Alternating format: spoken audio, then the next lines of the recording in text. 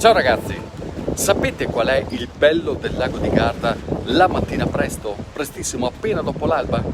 Non è soltanto il silenzio che si può ascoltare, oppure il fascino dei colori del nuovo giorno che si stanno formando. È anche la possibilità di vivere delle situazioni che proprio fanno toccare con mano l'autenticità della vita gardesana.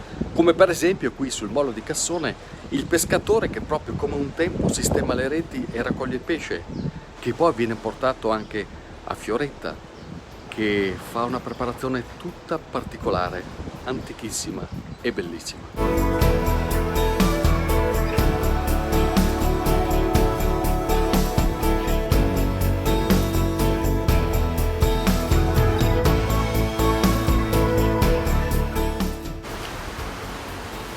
Che bella pescata stamattina, belle fresche proprio, senti che belle dure che le è.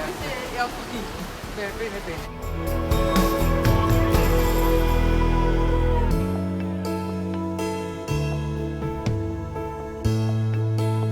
Paolo Formaggioni è un profondo conoscitore delle tradizioni locali. Lui è di Brenzone e quello che sta succedendo qui alle nostre spalle è un qualcosa di antico e ancora di affascinante. Che cosa esattamente, Paolo? Torniamo un po' alle tradizioni. Qua è un posto magico, siamo ad un angolo qua di Cassone, sopra la RIL proprio, e dove qua ci sono queste donne di Cassone, specialmente Fioretta, che tradizionalmente mette via ancora le sardine come una volta. Insomma, una volta si metteva via le agole, sto salamoia, adesso l'agola purtroppo Si è estinta? non è estinta, diciamo che fa fatica a riprodursi, ma ci stiamo lavorando e mettiamo via queste sardine di lago meravigliose, pescate proprio stamattina alle 7 è arrivato il pescatore e noi alle 8 avevamo già messo via queste sardine sotto sale. Si possono ancora vivere queste scene, il pescatore che pulisce le reti, fa passare il pesce dalle maglie della rete? Per fortuna ancora sì, specialmente qua a Cassone, in questo piccolo porticciolo caratteristico dove ancora c'è un pescatore di qua, che tanti anni che porta avanti le tradizioni di famiglia, e queste donne che mettono via le sardine un po' per tutti. Io sono passato un giorno per caso e ti ho chiamato e ho detto vieni a vedere cosa succede a Cassone. Le è anche belle perché guarda,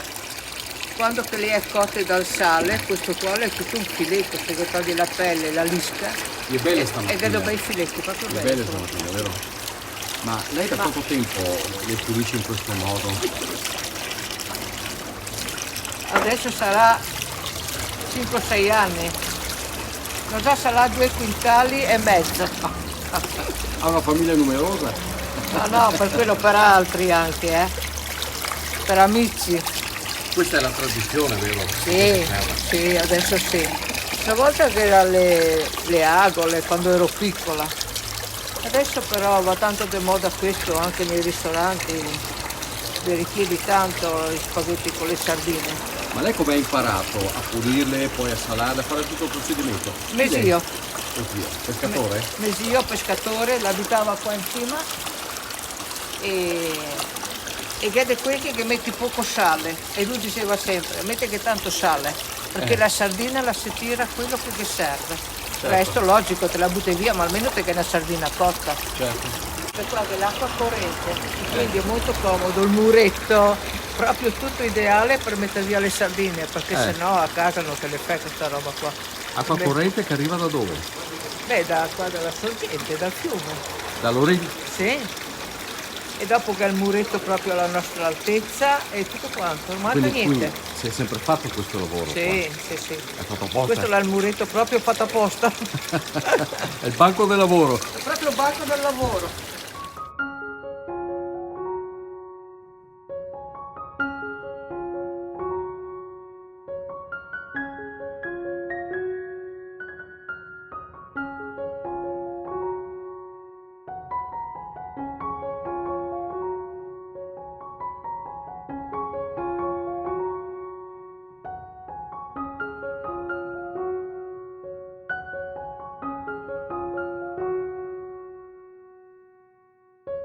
Si deve prenderle fuori, che le secchio questo qua, quello bianco, e vengono lavate bene dal sale e poi si aprono e rimane il filetto. Si rilava un'altra volta poi si mette sotto olio, io metto rosmarino e aglio. E poi va bene per condimenti, per che cosa? Dopo va bene per mettere anche sul lavarello o sulla trota magari lessa, come qua a Cassoni la fa con la polenta. E riscoprire queste tradizioni restituisce quel senso di comunità che a me piace un sacco, che incorpora dei valori veri. Qui c'è un sapere antico dietro ai gesti di Fioretta, vero? Poi in questa frazione di Malcesine e Cassone è favolosa perché è una comunità, sono tutti uniti, molto, molto legati uno all'altro. È un porticciolo che ha ancora quel sapore di una volta, con le barche, la pesca dentro, e appunto riportare queste vecchie tradizioni. Poi magicamente siamo sul fiume più piccolo, È la Ril. più piccolo La del Ril. mondo, dicono. Quanto è lungo la Ril? 150 metri. C'è la fonte lì sopra di noi, Sì, sì. e la foce che...